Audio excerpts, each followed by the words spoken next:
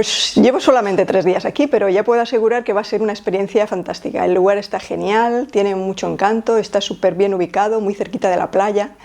Además, Ignacio es un encanto y está pendiente de que todo esté perfecto, así que lo primero es dar las gracias a la Residencia Literaria Sison por acogerme estos días aquí.